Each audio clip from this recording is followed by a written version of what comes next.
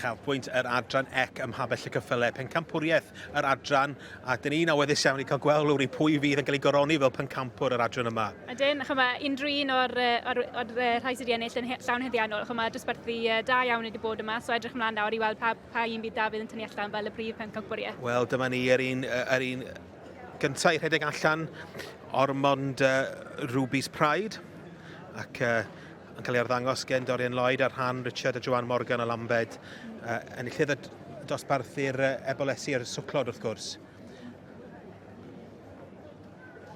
Yr ebol blwydd, Bryn Jones yn dangos Glebdale Deja Vu, ar rhan Kitty Bodley, brydfa Glebdale lawr yn Abergyfenni wrth gwrs. Ac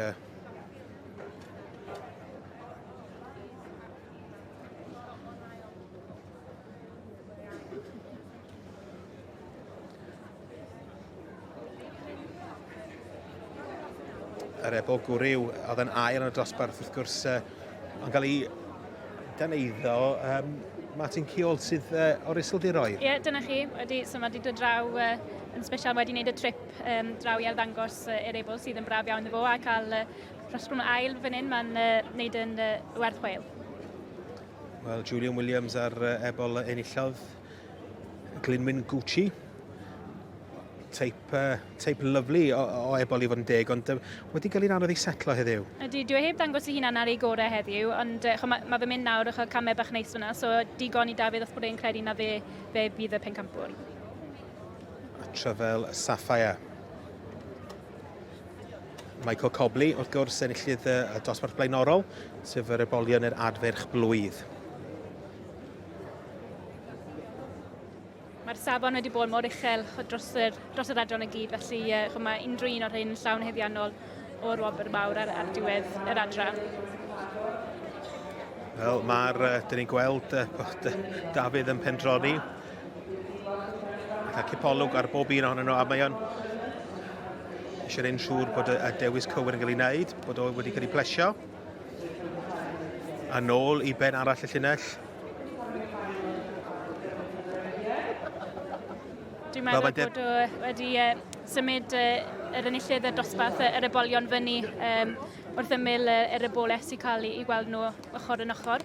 Felly ydy hynna'n meddwl ydy'r ddau yna efallai yn y ryn, fel maen nhw'n gweud, gyfer ar pencampwriaeth. Haws wedyn iddyn nhw gael eu cymharu yn erbyn ei gilydd. Yn hollol.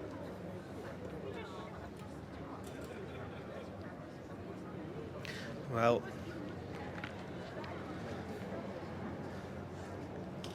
mater aros ydi o wan, dyn ni wedi arfer bod Dafydd yn cymryd amser i dysgu het.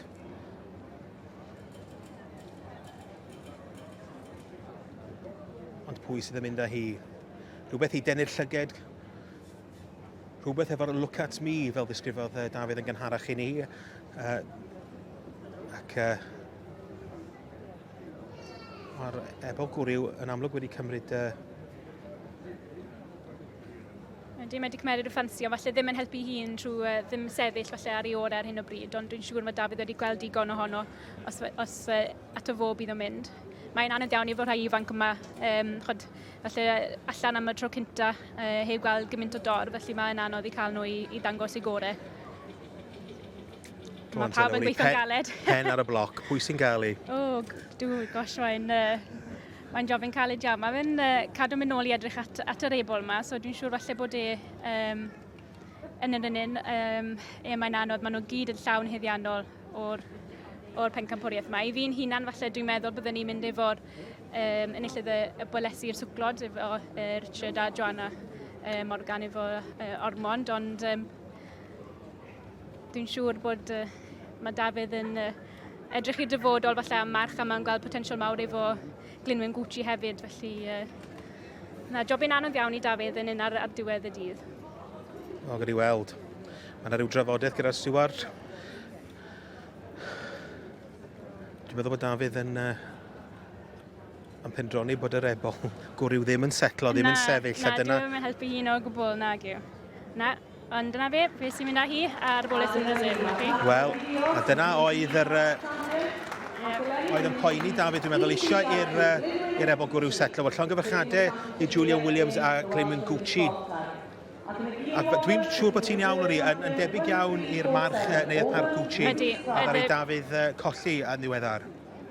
Ydy, na, chi'n gallu gweld y tebygolwch na yn sych o pam, wnaethon ni sôn pam nath ennill y dosbarth cyntaf. Na, llawn heddiannol o'r pan cyfnod yma, fe'n hyfryd iawn yn aros ac fel ydych chi'n gwneud, siŵr o Dafydd yn gweld. Y Gio Wobr yn mynd i'r ebolis. Dorian Lloyd yn dangos ormond Ruby's Pride ar ran Richard a Joan Morgan o Lambed. Wel, mae'r rhosglymau a'r gwobr yn cael ei gyflwyno i Julian Williams a Glymin Gucci. Llongyfarchiadau i Julian a Hayley a'r teulu oll.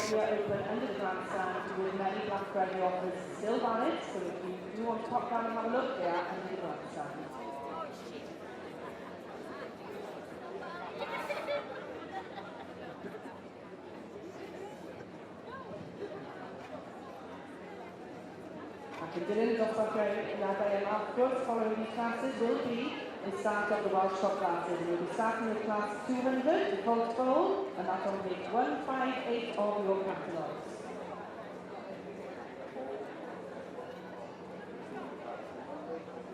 Wythiliau bwysig wrth gwrs gyda'r beirniad, ar y rhywbeth nawr yna yn Pencampwriaeth yn Cymreig Merlod Cymreig.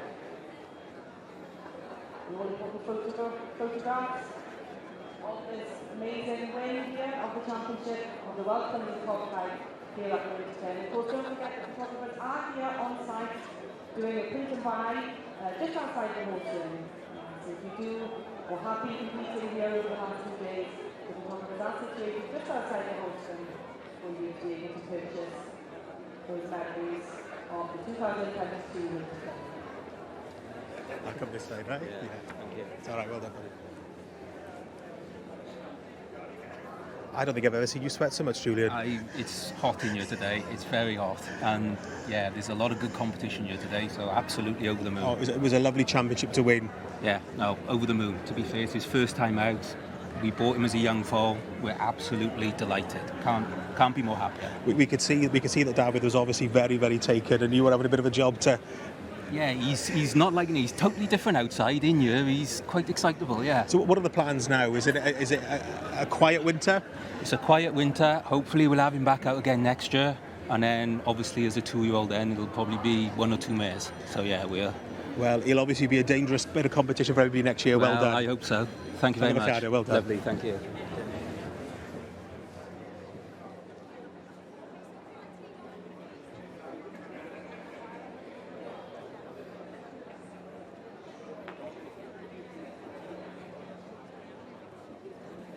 And ladies and gentlemen, there we have it. Glynwyn Gucci, pencampwr yr adrannau Merlod Cymreig Teip Cob, ac llongyfarchiadau i'r berchnogion Julian a Hayley Williams o Talabont ar wisg lawr ochrau Aberhonddu. Da iawn.